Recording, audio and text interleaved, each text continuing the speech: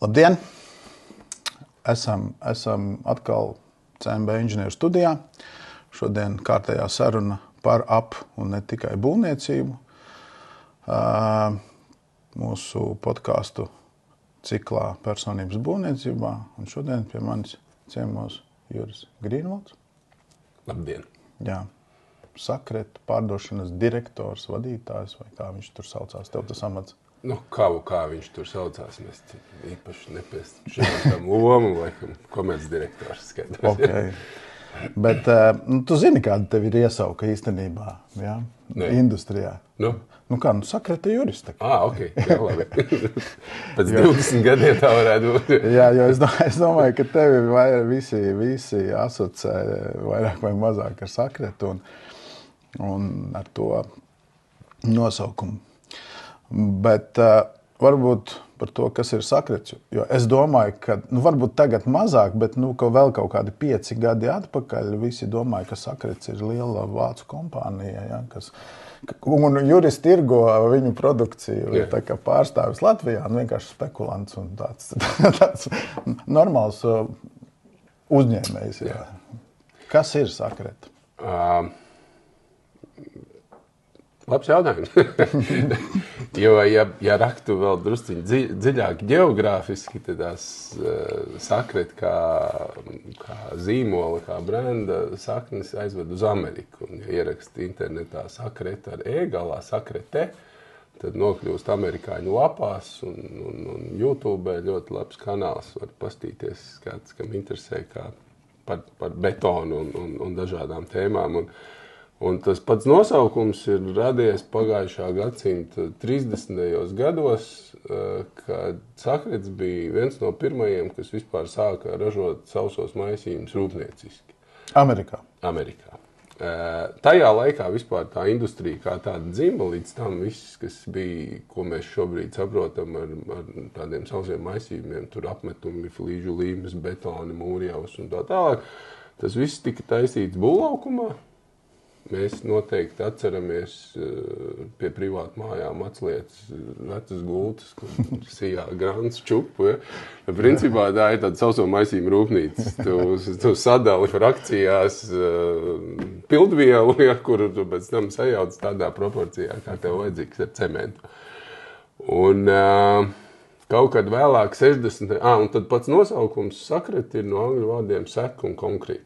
Maiss un betons. Ja, betons maisā. Betons maisā, jā. Mēs kādreiz tā jokojāmies, ka ja mēs latviskotu, mēs uztaisītu maitons, piemēram. un pirms tā lielā kaimiņu valsts blakus Krievija sajuka prātā, mums bija arī tad plāni par iešanu tajā tirgu, un tad krieviski tas būtu menton, piemēram. Mēs šokim beton. Jā, bet tā mēs tā jokojāmies, bet gadā gadījumā ir sakret. Kaut kad 60.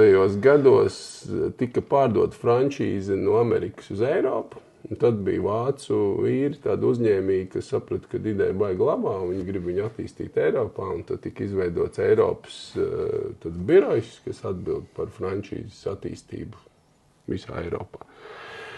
Un savukārt Latvijā kopš 2003. gada ir nodibināts SIA, tas ir latviešu uzņēmums, visas akcijas pieder Latvijas pilsoņiem. Tev arī pieder? Ne, sakretā man akcijas nepieder, bet esmu no paša pirmsākuma no 2003. gada. Mēs ar kolēģi Andru Anagu un galvenais akcionārs, kas ir Māris Ķelps.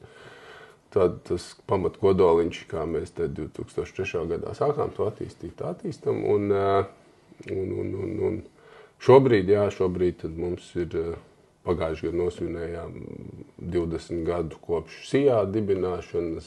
2004. gadā tika atvērta pirmā rūpnīca Rumbulā, kur bija sausie maisījumi. Pēc tam sākoja 6. gads ar visādiem gatavajiem maisījumiem, grunts, krāsas, špaktels, tādas lietas, lai tu varētu likt pilnu komplektu. Tad sākoja 7. gads ar Igaunijas rūpnīcu, un 8. gads ar Lietuvas rūpnīcu. Un tad, kas sekoja 8. gadā, tieksme būvniecības biznesā bija iekšā, ja, tie to zina, un tad mēs gājām cauri Ellei, un tu tikko esi uztaisījis milzīgas investīcijas, liela rūpnīca, un tirgus nobrūk praktiski tā, kā viņš nobrūk. Bet, kā jau tas vecais teiciens, viss, kas nenogalina, dara mūsu stiprus, ja, un tā mēs tam izvilkām cauri. Un tā šodien atskatoties, laikam jau mēs tai savā nozarē, nevar teikt par visu būvniecības nozari, bet par tādiem būvmateriālu ražotājiem, pēc par sausajiem maisījumiem, mēs laikam esam Baltijā vienīgais veiksmes stāsts. Tā, ka mēs esam tai laikā piedzimuši, izauguši, izveidojuši savus rūpnīcas un neesam aizgājuši pa burbuli, ja, jo tur ir vairāk mūsu konkurenti, kas ir kaut kādas rūpnīcas tur slēguši, gājuši prom. Tad tie, kas ir attīstījušies, tas varbūt ir tāds ārzemju kapitāls, kam ir liels mammas kaut kur un kas var paciest tur 5-10 gadus, tā norakstīt kancelējas izdevumos, ko tie baltieši tur sastrādāja. Mums tādas mammas nav, tad mums ar mūsu vācu kolēģiem saista tikai frančīzes līgums par to, ka mēs izmantojam šo te Sakret brendu un varbūt tāds nosacīti lielā brāļa atbalsts, ka tu vari iegūt kaut kādas zināšanas. Tas nozīmē, ka tā frančīze, es gribēju pajautāt, kāds ir plus no tā, ka tev ir frančīze, pa lielam, ja tā rūpnīca ir tava receptūra, arī jūs pašu? Jā, receptūra lielākoties mūsu pašu. Tu varētu tiešām to maistonu taisīt. Jā. Mēs jau arī taisam, kā arī citiem brendiem kādreiz kaut ko, kas palūdz arī kādiem konkurentiem. Bet tev, principā, kā nopērkot frančīzi, tev principā iedod tikai to brendu, kas ir jau kaut kāds gatavs pārdošanas kanāls? Vai? Pārdošanas kanāls tev nav, tev tikai iedod uzlīmīti. Sakret?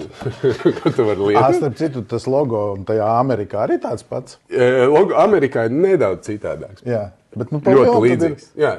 Rombiņš ir un Sakretē. Jā, Sakretē. Un viņiem tas sortiments ir šaurāks daudz. Viņi pamatā strādā uz betonu. 5 veidi dažādi betoni un daži 10 rūpnīcas pa visu Ameriku vālē. Bet arī sausie. Sausie. Un, lūk, bet tas, kas ir nenovērtējamais tai frančīzē, ka tev ir tāds lielais bračka, kur tu piezvani un saki, klausies, es gribētu šādu materiālu, man tur kaut kas strādā, nestrādā. Un tev saka, šito mums taisa tā un tā rūpnīca. Tur ir viens profesors vai gudrais, tev telefons aizbrauc aprunājies. Un tā mirklī, kad tu pie viņa aizbrauc, tu tur neesi kaut kāds svešķermens no malas konkurence, ko nevajag runāt, bet tu esi tā kā savējais. Un tev saka, toreiz mēs to problēmu reiķinājām. Šitā, tad šitā, tavā gadījumā pamēģini šīdo ceļu. Finālā jau tu pats nokopi to sāpi, bet tas aiztaupa vienus 5-10 gadus skolas sākumā. Ja. Un tā ir tiešām vērtīga lieta. Ja. Tad mēs novērtējam. Tad šobrīd, tā kā pasakot, sausais atlikums pēc 20 gadiem ir no brīža, kad jūs dibinājāt kompāniju. Šobrīd jums ir Baltijas tirgus, 3 valstis, rūpnīca katrā valstī. Un viss. Un vēl viena rūpnīca gatavajiem. Vēl 4 rūpnīcas. Super, jā. 20 gadi ir labs. Jā. Tāds zināms gandarījums, kad ir virkni materiāls, kurus mēs vispār iesākām. Jo tajos 20 gadus atpakaļ nevarēja nopirkt maisos betonu vai mūrjau. Tagad nebija. Tagad vispār kāds iedomāties nevar, ka nevar aiziet uz veikalu un nopirkt, nezinu, tur man vajag klonu ieliet, nezinu, mazu gabaliņu es nopērku. Nevis es domāju, kurš man atvedīs tur granti, kurš man atvedīs vēl mālus un ko tur un kā es to visu sajaukšu. Beigās viss saplaisā un ir sūds uz kociņā. Tas man liekas, ir tāds labs produkts, kas šobrīd ir. Jā. Labi, 2003. gads, tas ir 20 gadi atpakaļ, bet mēs esam stipri vecāki. jā. Pagaidi, mēs ar tevi bijām kursabiedri. Jā, mēs varam atklāt noslēpumu. Visai būvniecības industrijai. Diemžēl vai par laimi mēs ar Juri bijām kursabiedri. Mēs gan īpaši nečupojāmies. Mēs reizē nesākām, bet mēs reizē beidzām. Jā, jo tas bija tas interesantais laiks. Tu nebija armijā. Nē, es biju pirmais gads, kad atkal neņēmu studentus. Nu jā, un es biju pēdējais, kur paņēmu. Tad mums par lielam ir 2 gadu atšķirība. Jā. Nu varbūt tad par to izcelsmi. Okay. No kurienes tu nāc? Es esmu ķekaunieks. Tas jau gan tagad rīdzinieks. Jā. Nu. Es esmu ķekaunieks un būvniecībā es nokļuvu arī pateicoties tam, ka es biju ķekaunieks. Jo Ķekavas vidusskola tajā laikā viņa klasificējās kā lauku skola. Jā. Un tad viena no tām papildus lietām, ko varēja apgūt, ja tu mācījies vidusskolā, bija profesionālās šoferu tiesības un traktoristu tiesības. Jā. Man arī tas un pats. Tad es 16 gados jau nokārtoju savus traktoristu tiesības, un tad jau pa vasarām varēju strādāt, jau lielo piķi pelnīt, salīdzinoši, daudz labāk nekā bietas ravējot tur pirms tam. Jā, es diemžēl ravēju bietas. Es karjeru sāku arī tajā, kā bija Atlasa, skolēni tās nometnes bija. Lotus, jā, un tad mēs tur kolhozas sīpols ravējām. Tur, kur tagad ir Ķekavas, starp Ķekavu un Rīgu, tur pilns ar privātu mājām, kādreiz tur bija kolhozas lauki. Un savukārt, tad, kad es dabūju tās traktoristu tiesības savos 16 gados, tad jau es tiku Ķekavas putnu fabrikā pie celtnieku brigādes, viņiem uz traktoru jau vadāt. Un tas bija uz tās hļupalka? Nebija, hļupalka, jau kā bija šasī. Šasi, jā, viņai bija tāds slēnga vārds. Jā, es to zinu. Pļuhalka. Bet viņai bija viena liela īpatnība, kad šasijai nav amortizātora. Un tur tu sēdi uz tā lielā riteņa, un tajā posmā, kas man bija betona mezgls, un toreiz mēs būvējām Ķekavas sporta klubu, tur kaut kādi 2 kilometri, man tur bija jābrauc. Es tajā distancē zināju vismazāko bedrīti. Aizvērtām acīm, laikam to distanci.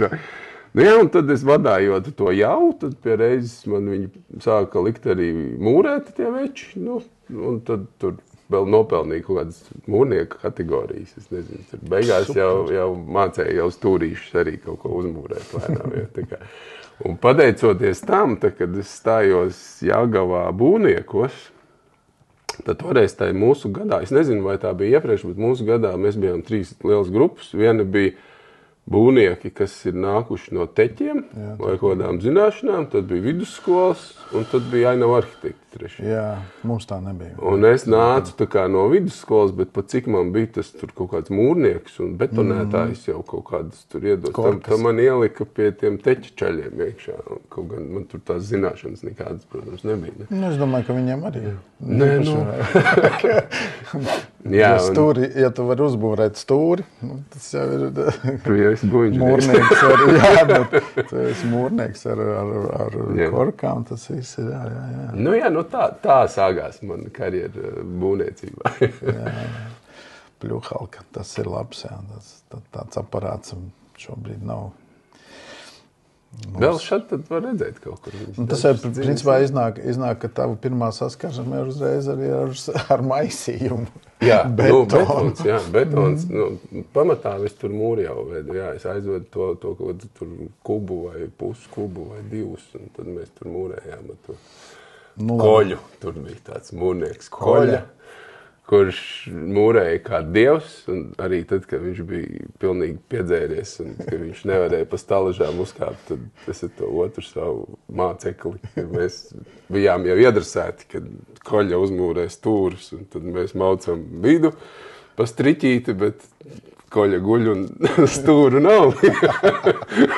Tā mēs viņu šķūnītī pamodinām un palīdzam uzkāpt pa stalažām, pieturam, un viņš tos stūrus uzmūrē vienkārši ideāli. Tā mums jāpalīdz vecajam vīram nokāpt, lai aiznest uz šķūnīti, un tā mums ir atkal ko raut. Tikai jā, tāda ir pirmsākuma būvniecība. Jā, tad tāds, pašam nevajadzēja kopā ar Koļu iekost bišķiņu. Nu, nē, es tad biju pa jaunu. Puika vēl. 16, 17. Tu vēl nevarēji. Nē, es tad sestdienā. Pakluso. Bet darbā tur tomēr bija jābrauc ar traktoru. Jā, tur vēl trausmas. Nē, tur tādā ziņā bija diezgan stingri un arī tā īsti nebija norma arī tajā brīdī, jo tur tā Ķekavas putnu fabrika bija tā kā tāds paraugu. Nu, mums bija divas paraugu saimniecības, ādaži kā kolhos un putnu fabrika kā putnu fabrika. Tur tiešām tā disciplīna iekšēji bija zvērīga. Un es īstenībā tagad atceroties, es tā bišķi brīnos, kā tas Koļam gāja cauri, bet varbūt tiešām bija nenovērtējums. Ļoti labs stūra mūrētājs. Labi, un tad augstskola, tur mēs kopā par to jau, kā iet augstskolā, es stāstīju savā podkāstā. Tad tā mēs varbūt, kad šobrīd nekavēsimies. Nu. Tu arī bija augstskolā, jūs kaut kādās vienībās braucāt?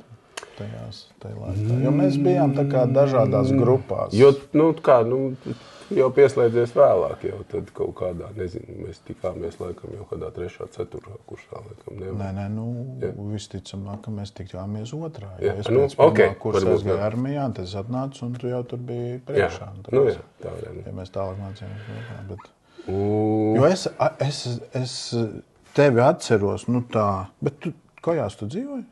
Es dzīvoju, bet es tur ātri apprecējos un es dabūju ģimenes istabiņu. Skaidrs.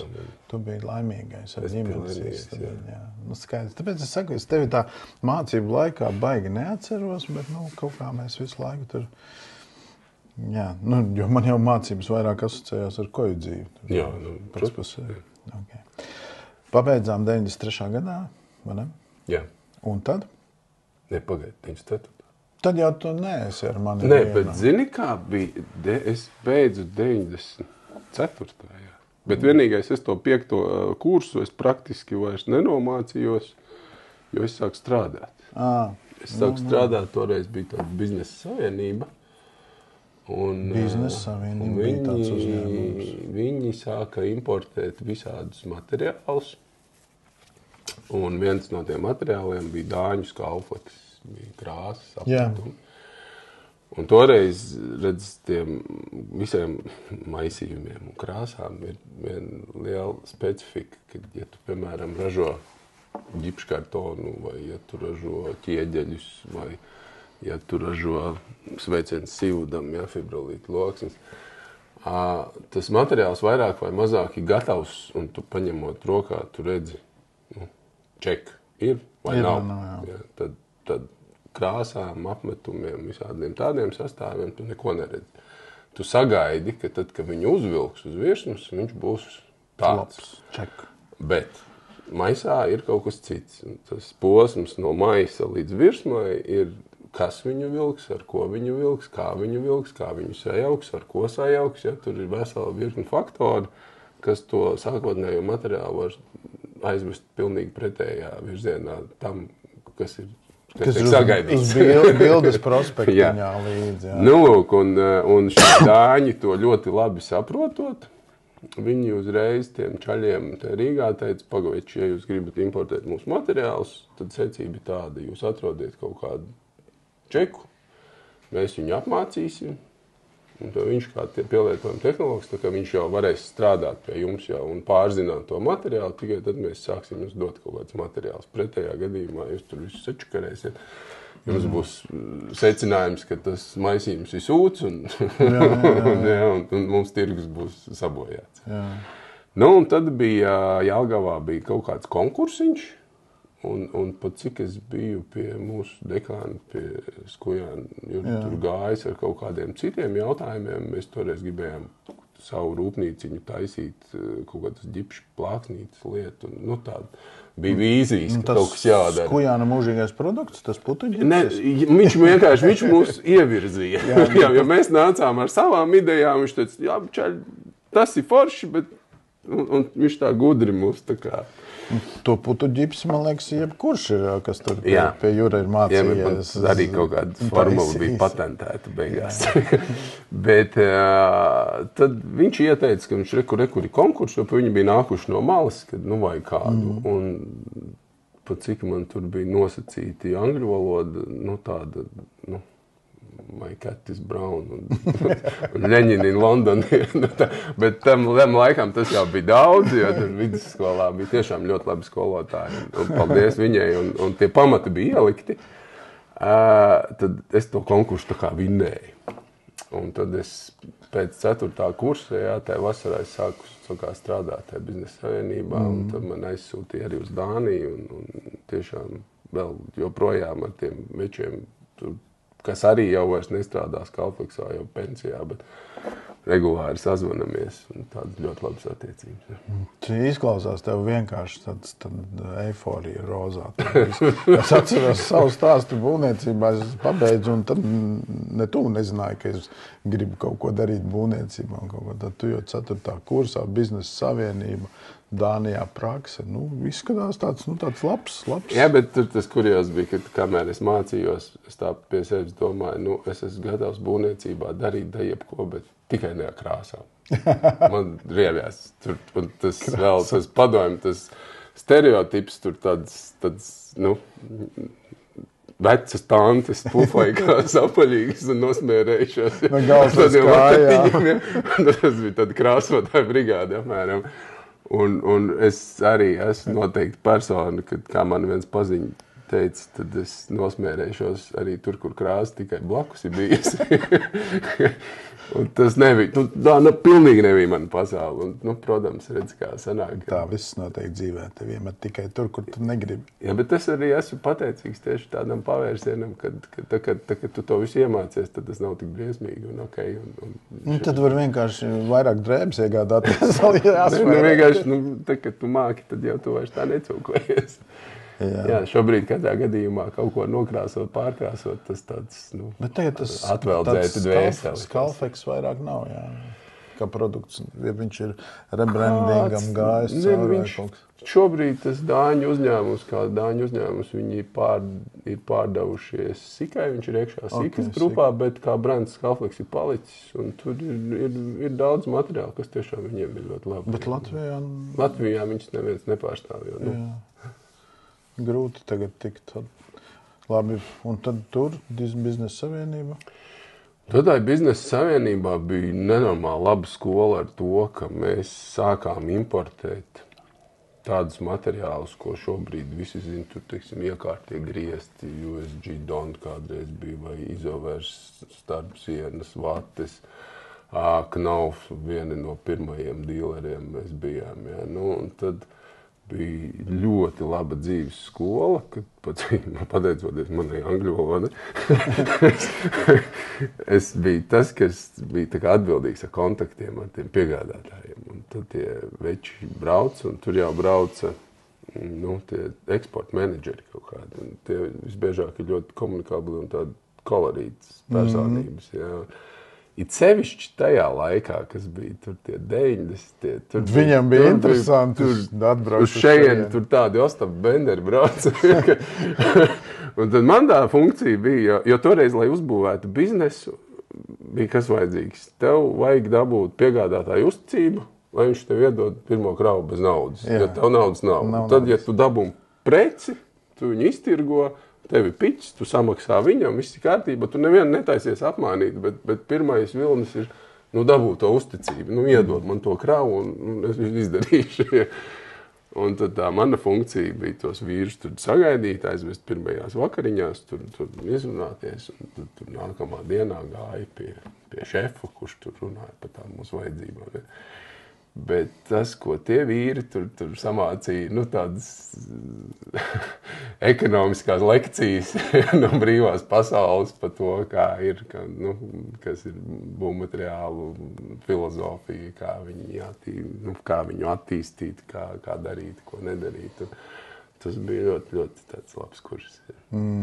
Super, jā, man liekas, ka tajā laikā tur varēja uzsūkt tā kā tādu švāmi pilnīgi visu, kas nāk no turienes. Te jau bija kaut kādi mīti, tādi, ka tev liekas, ka tad viens no populārākajiem, ko šeit visi aizrāvās, tu gribi sākt tirgot kaut kādu materiālu, un tu izdomā, ka tu to materiālu arī ražosi, un ka tev būs arī savi celtnieki, un ka tu darīsi visu.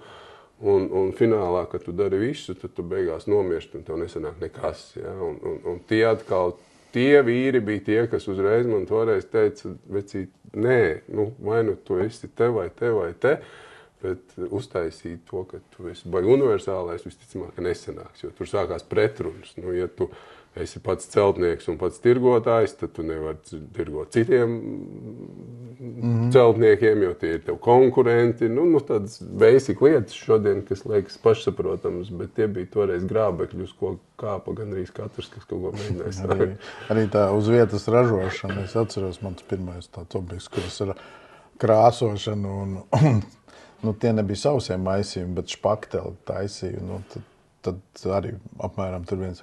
Tad tur pielēja tur tās ziepītes klāt bišķiņi, lai tas špaktels tāds slidenāks ir, un tad tur bija tie kaļķi visi tur jāraudzē, un tad to galdnieku līmīti tur pielēja, un tad baigies agregāts kaut kāds paštaisīties, tur kaut ko maiz, un nāk tur ārā viss tas, un tur, jā. Bez nekādas receptūras, visi tā kā, uz šāru. Šefpavārs. Jā, viņš tā kā atnāk. Davai vēl to līmīti bišķiņu, te nelīp, vai to ziepītes pielē. Jā, forši. Tad, principā, Biznesa savienība bija līdz sakartam, vai kaut kā? Tur kaut kas pa vidu vēl sanāk. Tad es sapazinos toreiz ar tiem dāņiem, bet es strādāju tikai Biznesa savienībā. Man tie dāņi bija apmācījuši, es biju viņu tā kā eksperts. Bet paralēli darīja visas citas lietas ar citiem piegādātājiem. Un tad nāca, kurš tas gads, kura tur bija tā lielā krīze, ka tur viss nobirā 98. laikam. Baidos tagad kaut kā samelot, bet kaut kāda viena no tām pirmajām krīzēm, kas bija tāda smaga. Un praktiski tā biznesa... Krievu rublis tad aizgāja.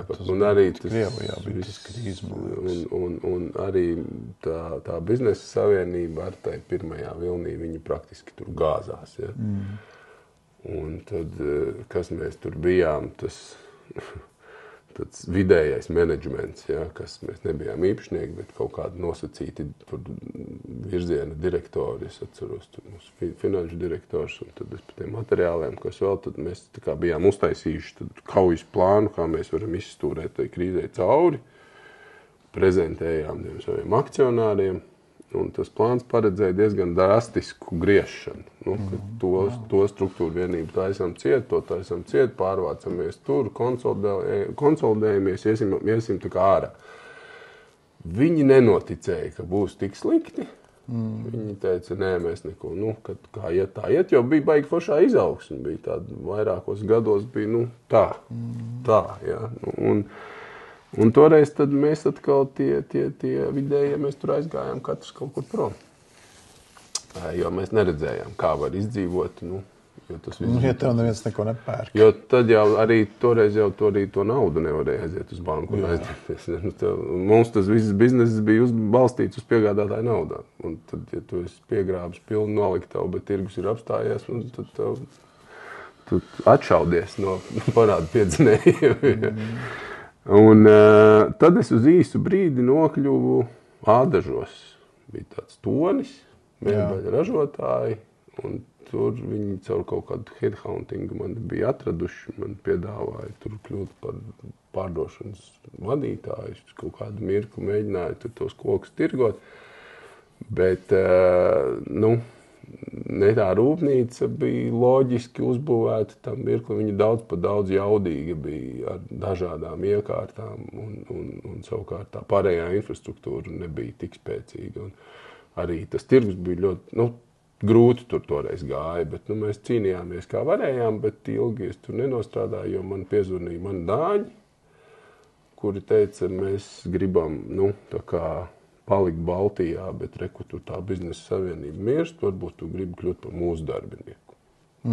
Strādā pie mums un principā dari to, ko darīja tur, tikai meklēsim citus dīlērus. Man tā bija tiešām medus maize, jo man tas uzņēmums ļoti patika. Man bija ļoti labas attiecības ar tiem večiem, un es teicu, jā, vīri, tas man sapņu darbs bez mazliet. Un tā es sāku strādāt pie viņiem.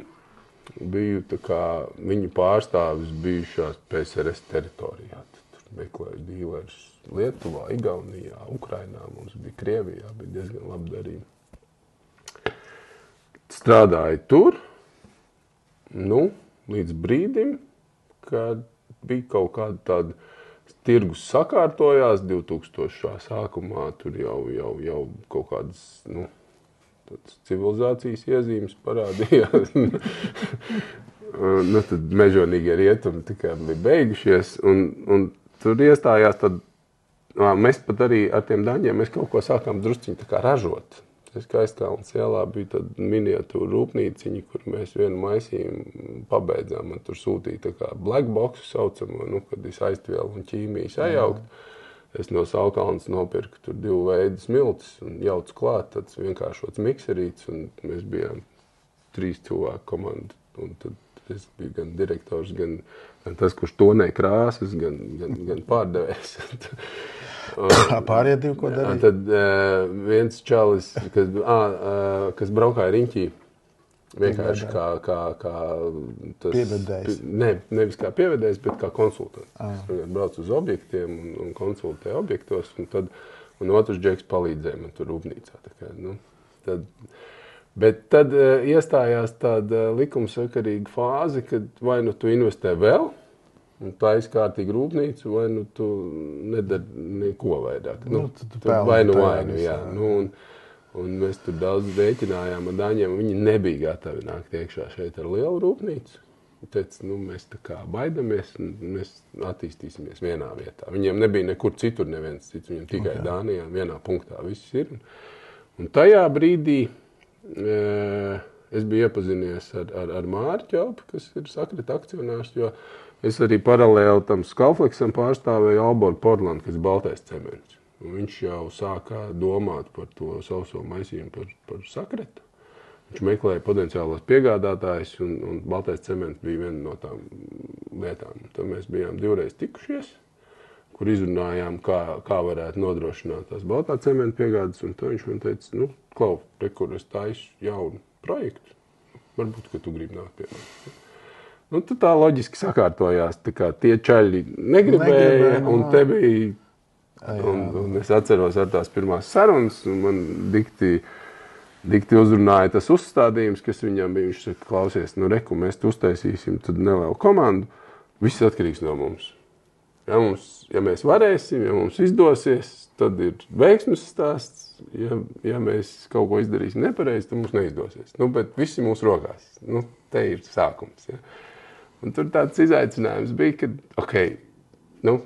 Naginiez, jā, jo, teiksim, pie daņiem man bija nosacīta tāda komforta zona, jo, tā nauda, kas tur bija investēta, ne viņi ar to riskēja, ne es riskēju. Tev tāda siltumnīcas apstākļi. Sanāks, nesanāks, tāds. Tad šeit bija, tu esi iemest džungļos, tev nav lielais tētis aiz muguras. Jā. Tas bija tas lidojums. Tev tāpat tāds, tu jau nebija akcionārs un tev ar savu naudu nebija jāriskē. Māris ieguldīja savu naudu. Māris ieguldīja savu, bet lielākā daļa tur aizgāja aizņēmumu. Jo tad tākās tas pirmo, ko mēs uztaisījām Rīgu, un tā ļoti labi nostrādāja. Tur tā atdeva bija daudz labāka nekā mēs bijām plānojuši. Un kaut gan ar bailēm mēs, protams, to darījām. Un tad sākās tas agresīvais banku laiks, kad arī pašas bankas jau sāka pierunāt. Tev, veči. Ņem. Mēs to dosim. Jā. Tikai paņem. Tas ātri beidzās. bet bija diezgan situācija mēs izmantojām, jā, un tā tas viss. Forši. Cik, ja nav noslēpums apmēram, Sakrita apgrozījums šobrīd? Peļņa. Šogad mēs beidzam ar kaut 30 bišķi pāri miljonu apgrozījums. Viss konsolidētais, kas ir tās 4 rūpnīcas un EBITDA arī kaut kādi bišķi virs 3 miljoni. Ļoti labi, 10%. Tev pašam nav tā kā nekad gribējies kļūt par to akcionāru un tomēr 20 gadi un viss tas? Nē, es esmu akcionārs kaut kādos atsevišķos citos uzņēmumos. Kas ir saistīti? Kas ir saistīti, jā, bet tur mēs esam ļoti kompakti tā tā menedžmenta komanda, un tur ir savi mehānismi, kā pateikties par rezultātiem. Jā, ka tu tāpatās jūties novērtēts. Jā, noteikti. Tas ir okay. Ne, nu, ļoti. Es vēl joprojām, tev viss tā kā pa sviestu. Es jau tev varētu pastāstīt tur briesmu lietas, bet tas nav uztveres atkarīgs. Jā, kā viņas uztver, zin kā. Bet, tā, ja saliek tā loģiski, tajā laikā tev visu laiku ir bijis kaut kāds interesants, izaicinošs darbs. Un es pēc šīs sarunas jūtu, ka tas tavs tikšķis uz tiem krāsa, tas maisījumi, viss tas, tas jau ir principā, iznāk no studiju laika, ka tev tas interesē. Man, piemēram, viss, kas ir betons un visi šitie te, man viņi riebjās. Es ļoti tāpēc cienu un apbrīnoju tādus cilvēkus kā tevi, jo man jau skujāna laikā laboratorijā jauk tos paraudziņus un tur viņus, man liekas, tas ir tik netīrs un tik viss tāds dubļi. Jāspēlējas ar dubļiem. Yeah. Man nepatīk. Man, piemēram, patīk. Tāpēc arī tagad mums ir pilnīgi dažādas biznesa nišas. Man patīk koks, ka tev tur ir smarža, tev tur ir forma, tu tur vari visu tādu smuki salikt, saskrūvēt, un tu redzi tos rezultātus tādus tā kā. Bet tas paradoks ir tajā, ka, ja tu tā par sajūtām runā, tad man tieši tāpatās, ja? Pašam mājās kaut ko ar koku padarīt, vienkārši fantastiski, jā, viss mīļākais materiāls. Bet arī, kā jau es tev teicu, sākotnējā uzstādījumā visu ko tikai nekrāsas. Bet es domāju, ka tas kaivs rodās, kad tev rodās kaut kādas tur zināšanas, un ka tu arī, tu zini, kā viņš tur top, tā. Tas labs piemērs, ko mēs stāstām par to pašu sauso maisījumu rūpnīcu, kad tu paņēmi jebkuru būvnieku un pajautā viņam, kādā proporcijā jājauc, nezinu, grants un cements, ir 1:3, tev pateiks, tur naktī pamodināt. Tad, ja tu sajauksi, ja mēs paņemsim grāns čupu, tā kā tev atvedīs no kaut kurienes, un iedos cementu, un tu sajauksi viņu 1:3, un tev sanāks tur betons ar noteikti stiprību. Ja mēs to pašu grāns čupu iedosim mūsu tehnologam, viņš tās grāns izsijās, sadalīs pa frakcijām, tad sajauks to pašu, tikai citā secībā, citās proporcijās tās frakcijas. Viņš dabūs to pašu kubiņu ar to pašu stiprību, bet, piemēram, attiecībā 1:5. Un tur, ja tas ir viens kubs, tas ir sūds. bet ja ir 60,000 kubi gadā, tad ir tā, tas ir make sense. Un tas ir ne tikai piķis. Mūsdienās, kad runā daudz par zaļumu un betonu ietekmi, tad tās sauso maisījumu rūpnīcas ir reāli tās, kas palīdz to visu to CO pēdu samazināt. Un tas nāk tikai no tā tehnoloģu zināšanām, kā pareizi salikt frakcijas, kā pareizi veidot aizpildījumu, kas ir tās īpašības, ko tev no tās jau vajag, tur plūstamība un cietēšanas ātrums un tā tālāk. Tad, kad tu sāc to saprast, tad parādās azarts, ko mēs tur varam. Ne jau es tur pat ikdienā jaucu materiāls laboratorijā. Bet tu varētu.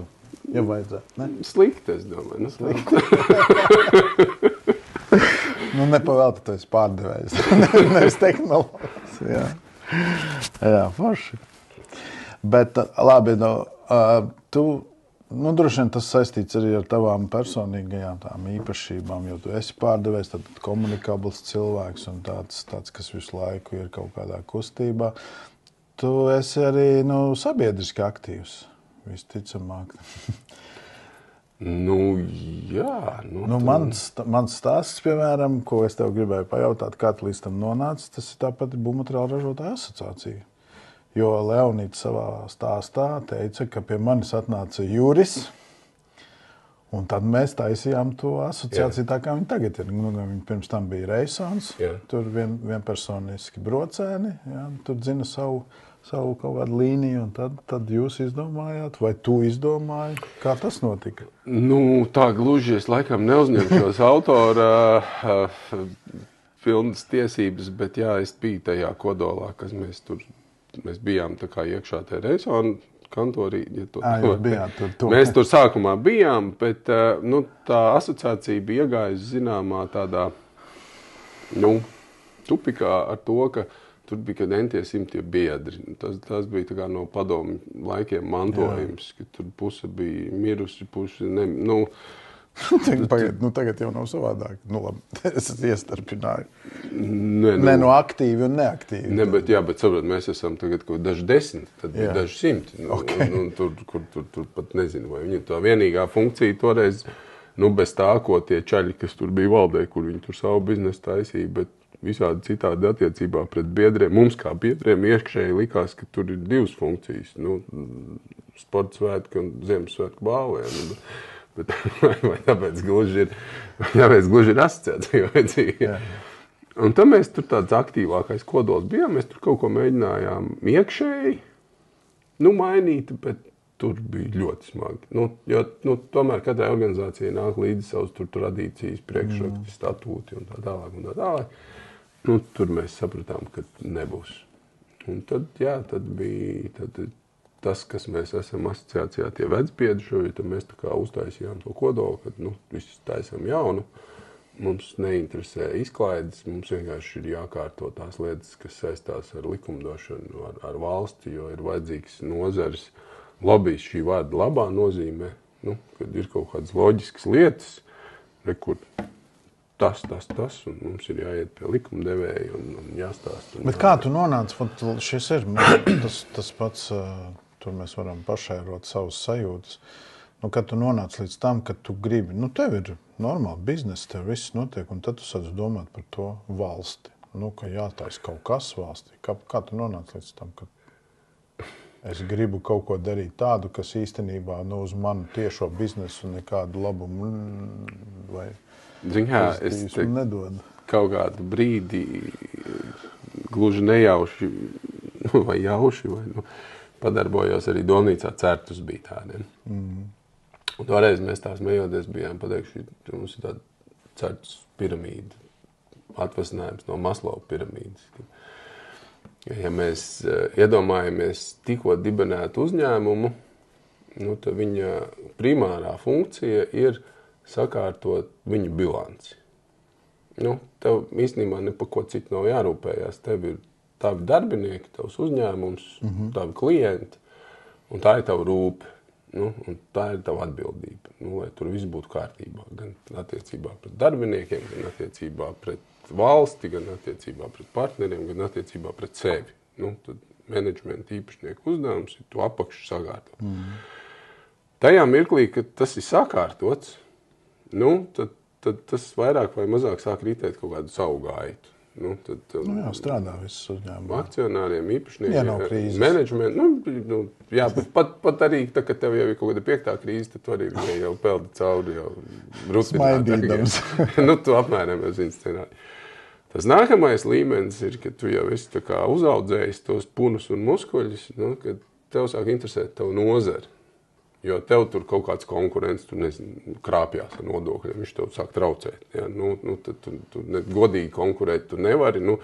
90. arī vairs nav bandīts nesauks, ja? Bet kā tu tiksi galā ar to? Ja? Tad tu sāc kārtot kaut kādu nozari, arī kaut kādu nozares likumdošanas, nozares standarti, nozares ētika. Asociācijām tur minimālās algas, tur aplokšņu algu izskaušana un tādas lietas. Tu jau vari to darīt sautīgi, bet tu kārto tā kā nozari.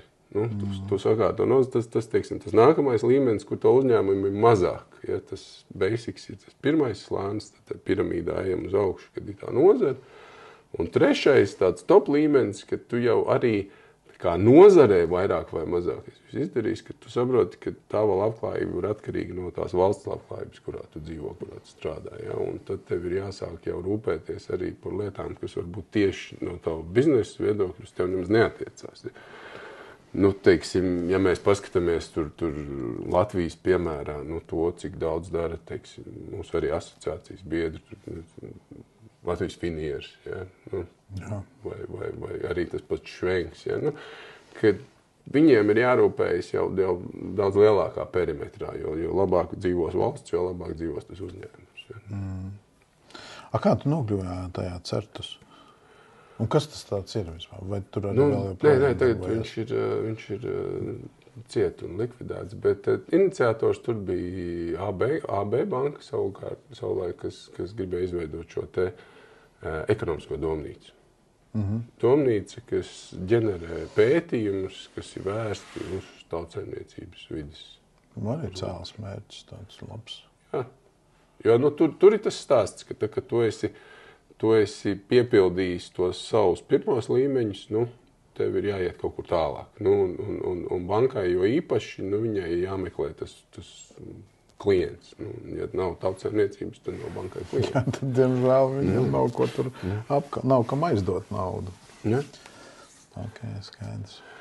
Tā kā tā, bet jā, asociācija ir forša. Es domāju, ka mums ir feina. Labi, es darbojos arī citās asociācijās, un vienmēr mūsu asociācija lieku kā piemēru, kā gan biedri, gan vadība, gan kā viss tas notiek, un cik ir interesanti būt tajās mūsu sarunās un par to visu. Jā, tā kā forši jums izdevās to asociāciju. Jo šobrīd jau, ja mēs paskatāmies, es tagad darbojos tajā Latvijas būvniecības padomē, tad tur jau ir 22 asociācijas, kas ir ievēlētas. Parasti uz vēlēšanām ir kādas 26 piedalās un tiek iekšā 22 pēc nolikuma. Tad ir tā sajūta, ka būvniecībā to asociāciju ir nenormāli daudz. Apmēram, tu esi asociācijas biedrs, man nepatīk jūsu asociācijas politika, es stāju savu asociāciju. Es tev liedzu. Neviens jau neliedz, bet tas arī tāds latviskais, apmēram, kad tās asociācijas, es, piemēram, ļoti gribētu, ka tās asociācijas vairākas apvienojās, un tad tas ir spēks lielāks, jo tu vienkārši to enerģiju, ko tu tur visi, katrs pa sevi tērē, var apvienot vienā spēcīgā un uztaisīt kaut ko jēgpilnu. Un kaut kā to visu dzīt uz priekšu tā, lai tas ir augšākais punkts, lai visu labklājību un tautsaimniecību iet uz augšu. Jā, kas vēl kāds interesants tavā būvnieka karjerā?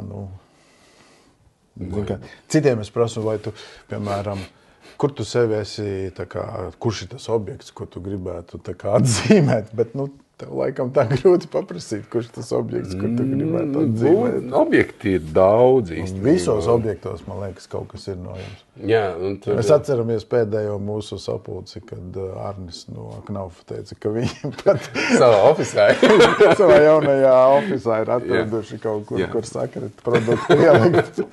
Jā, paldies Arnim par remarku. Vispār interesanti ar tiem objektiem ir, jo visbiežāk ir tā, ka, ja tev ir kaut kur kaut kādas, ķibeles, tad viņas var sakrāties, kaut kādā vienā pēc visiem Murphy likumiem.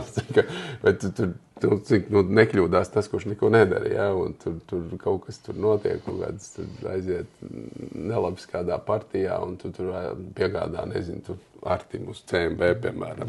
Tur viņš dusmīgi zvana, mēs to atrisinām, samainam, un pēkšņi aiziet kaut kāda vēl viena kļūdiņa. Varbūt, ka tās ir vienīgās 2 kļūdiņas šajā mēnesī, bet pēc visiem likumiem noteikti atkal aiziet.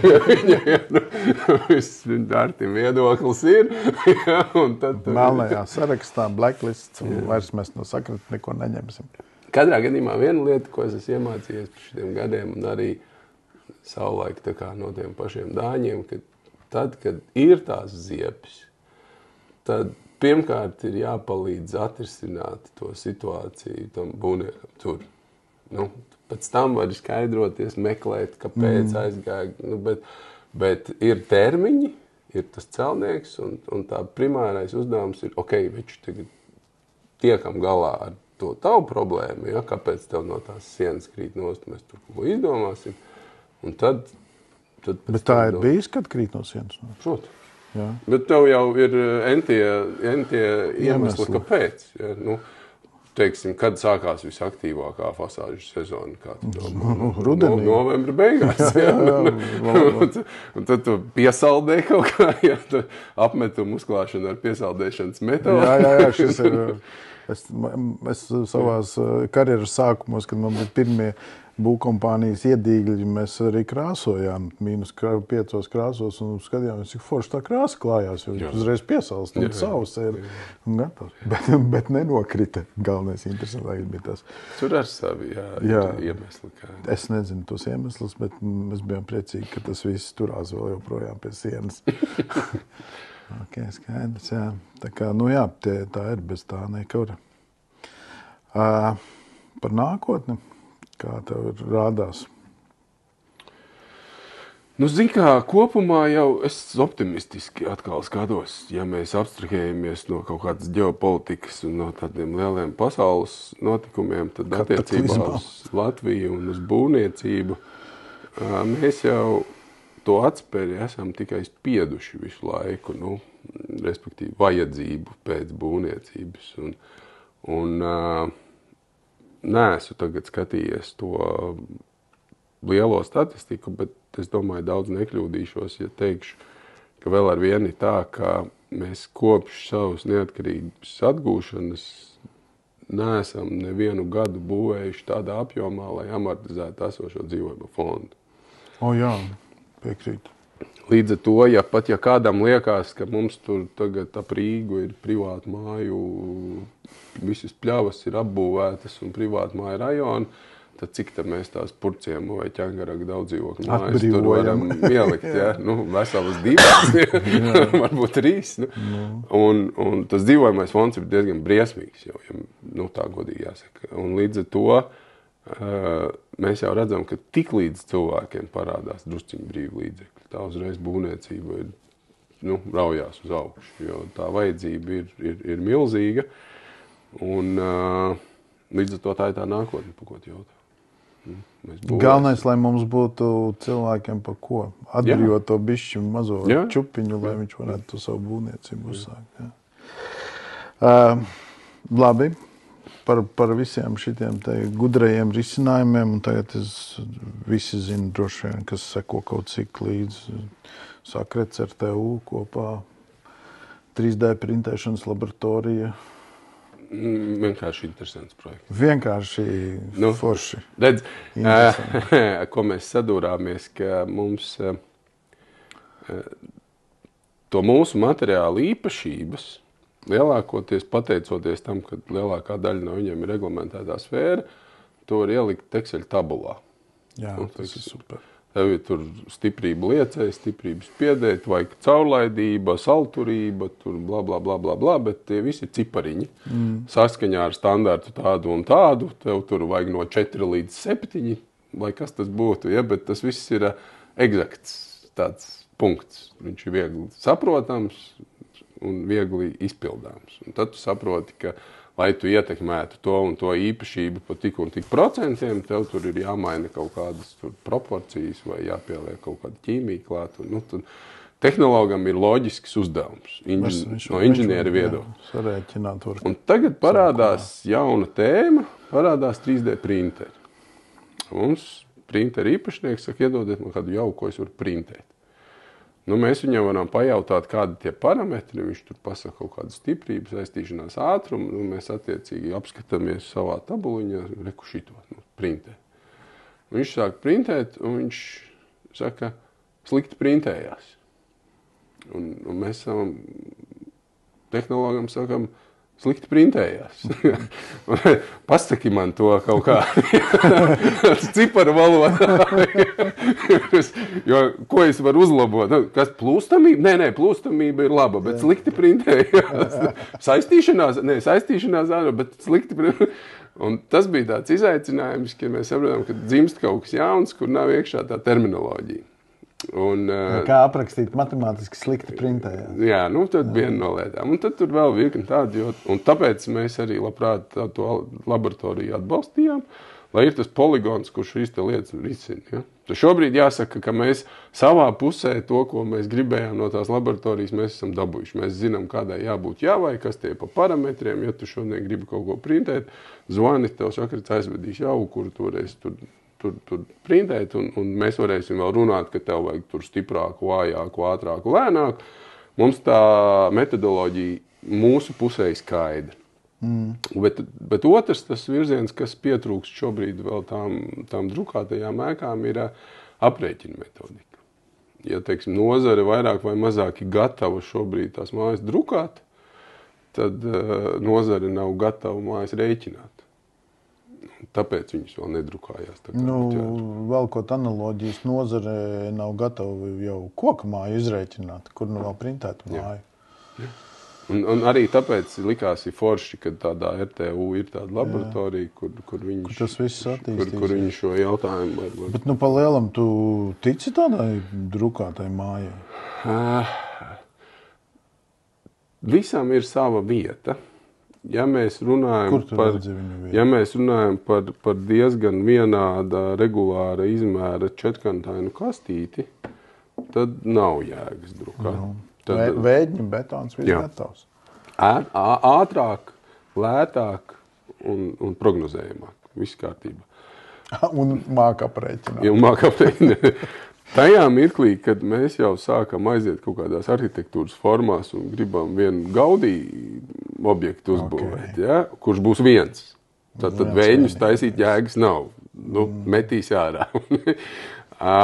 Tur sākās tā feature, kāpēc tā printēšana ir forša. Jo tur var uztaisīt visu ko, ļoti sarežģīti, salīdzinoši ļoti lēti un salīdzinoši ļoti ātri. Nekā tu tagad veidos speciāls vēļņus, un kurš tev nekur vairāk nevajadzēs. Un tas izaicinājums ir, kā savienot šo te lietas, ko mēs jau mākam, ar lietas, kuras mēs varam. Principā tas pats hibrīda būvniecība veidojās, kur tev nebūs tikai vienkārši kaut kas uzprintēts, ēka. Tas ir tāds sevis apliecināšanas varbūt case, bet ja tu gribi kaut kādu foršu ēku ar elementiem, tad tu taisi viņu dzelzbetonā un integrē viņā printētas detaļas. Arī taisi kokā un pielietas, erkeri kaut kādu izprintētu ļoti sarežģītu, kas piedod gaudīismu. Man gaudīja vispār, es biju Barcelonā un staigāju pa tām viņa mājām un domāju, what the fuck, šitais džeks vienkārši piedzims pavisam nepareizā laikā. Viņš to visu darīja tajā, kurā tur 800, kurā gadā. To, ko tagad mēs te mēģinām dabūt iekšā. Tad var saprast, ka viņam printers būtu ritīgi noderējis. Varbūt pat bīstami tādā cilvēkam printeri. Viņš netika to viens aprintējis tur tajā laikā. Jā. Labi. Varbūt kaut ko man grib pajautāt. Kā tev iet ar ko? Nulles mājām tagad ar koku? Ar nulles enerģijas mājām? Jā. Ar nulles enerģijas mājām, viņas, es nebiju pa nulles, bet pa pasīvām mājām viņas saucu, nulle veidojās, ja vēl pieliek klāt kaut kādu enerģijas ieguvi. Pa lielam tieši pēdējās dienās mēs ar dažiem pasīvhaus biedrības cilvēkiem un savā starpā mēs nonācām pie lēmuma. Mēs esam visu izdarījuši, mēs šo tēmu aizveram Latvijā cietu. Jā, tāpēc, kad mēs pasīvo ideju Latvijā nesām, man liekas, jau 14 gadus. Tas ir gandrīz, cik tev sakrats ir. Ka mēs runājam par to, ka pasīvais ir labs, ka tas ir forši tur viss. Šobrīd, ja paskatās tā, visi zina, kas ir ēku hermētiskums. Pareizi, zina. Visi zina, kas ir logi ar U vērtību 0,8. Neviens vairs neliks 1,4 logus. Visi zina, kas ir rekuperācijas sistēma, kas ir ventilācija. Tas viss zināmā mērā ir ienests arī normatīvajā bāzē. Šobrīd Latvijā ir definēta A+ klases enerģijas ēka. Viņa varbūt nesasniedz ritīgi tos pasīvos rādītājus, bet viņa jau ir ļoti tuvu. Mēs runājam 15 kWh uz kvadrātmetru vai 20. Pa lielam tas viss jau ir. Un tagad tu vienkārši par to visu laiku vēl malt un mēģināt dabūt. Tas ir tā kā, kad tu siltini māju, tu uzliec tos 35 cm siltumizolāciju, kad tu sasniedz tos labos rādītājus.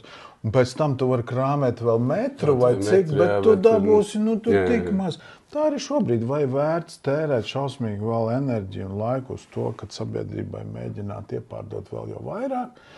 Vai arī pieņemt, ka šobrīd tas ir tas labais līmenis ir sasniegts un viss. Atliek tik būvēt. Jā, un šobrīd es tā kā vairāk esmu tajā koku būvniecībā iekšā.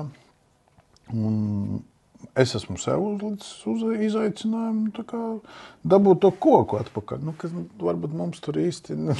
Nē, man koks ļoti patīk. Es domāju, ar tavu produktu. Nē, tur kaļķa apmetums, tev ir ideālais segums uz tavu koku delīšu.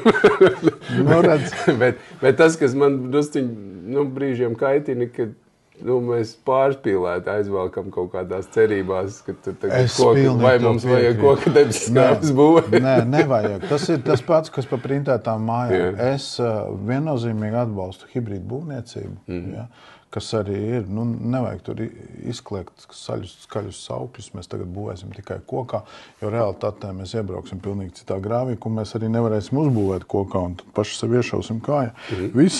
Viss ir jābūt loģiski sakārtotam, un tam rezultātam galā ir jābūt funkcionējošai, kvalitatīvai un ekonomiski pamatotai būvniecībai. Un ja tas sanāk... Un kokam ir tik daudz foršas īpašības, ka viņam nevajag izdomāt klāt to, kā viņam nav. Tur pārspīlēt. Tur ir arī metāls, ir betons. Jā, protams. Mēs arī savos projektos, kur realizējam kokā. Ja vajag to metāla siju, mēs viņu ieliksim. Kāpēc tur mēģināt izdomāt kaut kādu nenormāli masīvu koka līmēto siju, ja tu viņu var aizstāt, un viņa ir normāli paslēpta kaut kur konstrukcijās, un ieliec dubultē profilu, un viss notiek. Tāpēc, visam ir jābūt samērīgam un loģiskam. Tas ir tas. Jā, bet, atbildot par nulles enerģiju. Nē, bet līdzīgi, man līdzīgi sajūta ir ar daudz dzīvokļu māju siltināšanām, ka mēs tajā dzīvo siltā, kad tika dibināts ar kaut kāds, laikam, 15 gadus atpakaļ. Tas tur bija tais pirmajās aģitbrigādēs, kad mēs braukājām riņķi pa daudz dzīvokļu mājām. Tur bija pārstāvi no materiāla ražotājiem, pārstāvi no arhitektiem, no bankām, no būvniekiem. Un tur mēs visi draudzīgi sakāpām vienā busiņā un braucām pa daudz dzīvokļu mājas apulcēm riņķī. Bija pēdējais, kas viņus interesēja, bija būvniecība. Kaut kāds psihoterapeits vajadzēja tādā barā vadā drīzāk. Bet, tā vai citādi, toreiz ar kopējiem spēkiem mēs tās pirmās mājas tā kā dabujām, un tur baiso pretestību un nenormālo folkloru, kas tik viss netiks nodarīts un cik tas ir slikti un tā tālāk. Šis ir tas, ko mēs abi pieminējam. Tas ir tā pārticība, tā nācijas labklājība. Kamēr viņam ir viens jautājums, kā viņš pēc tam atdos bankai to kredītu, vai viņam sanāks vispār, aiziet pirms tam sists jau. Vai viņam sanāks vienreiz mēnesī ar ģimeni aiziet vakariņās ārpus mājas, ja viņam visu laiku roltoni jāēd, turpmākos 30 gadus. Tad mēs vairāk kā citu, kā tikai cik tas maksā, nedabūsim atbildi. Tā kā tas arī ir samērīgi. Nē, bet toreiz jau tas trakākais bija, ka tur pat nebija tie loģiskie jautājumi par to, cik tas maksā. Jo tur tā atbilde bija ļoti laba, jo tā granda programma pirmā vispār bija dāsna, nežēlīga. Un tur to visu, kas tev tur papildus jāsamaksā, to ar uzvīju nosedzēja ar to, ko tu ieekonomēji. Bet bija tā nevēlēšanās vispār kaut ko saprast, kaut ko domāt, kaut ko skatīties. Katrs sākums ir grūts. Man likās, ka mums arī tā pasīvā ideja aizies tajā brīdī, kad sākās karš Ukrainā un ka tā Krievu gāze aizgāja augšā un viss tur beidzās ar to Krieviju. Man liekas, kur ir jums vēl, jā. Kur vēl labāks pierādījums, ka nevajag kurināt tās mājas. Bet pēc tam gads pagāja, cilvēkiem cena bišķi nokritās, viņi ir atkal gatavi savus 200 eiro mēnesī par to gāzi maksāt. Pirms tam maksājam tagad. Un te es varu kliegt, ka jūs tur maksāsiet tikai 20 eiro, un tas jums nav dārgāk, un būvniecība ir tikai kvalitatīvāka, un nekas nevarēs. tas viss tajā brīdī beidzās. Nu, priekš kam man saspringt? Man ir cita kaut kāda prioritāte. Nu, bet tu, tā kā tu jau pats teici, šobrīd tas jaunais standarts, viņš tā kā jau ir iezīmēts. Nu, viņš jau strādā un viss notiek. Un tad, kad tu aizies pie kaimiņa un uzzināsi, ka viņš maksā tikai 20 un es 200, nu tad... Labi, bet es atnākšu mājās un es izdomāšu 100 iemeslus, kāpēc man tomēr ir labāka dzīve nekā kaimiņam. Nu jā, bet sieva visu laiku atgādinās, ka tu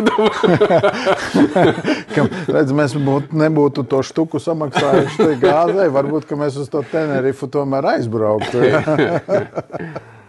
Jā, nu skaidrs. Nu labi, paldies, Juri, ka atnāci. Paldies, ka pasauc. Jā. Paldies, ka skatījāties. Paldies, ka klausījāties. Lieciet mums tos laikus un lieciet tos parakstus, ja gribat sekot mūsu kanālam gan YouTube, gan Spotify. Un tiekamies nākošajos ierakstos un sarunās. Paldies visiem. Paldies. Visu labu.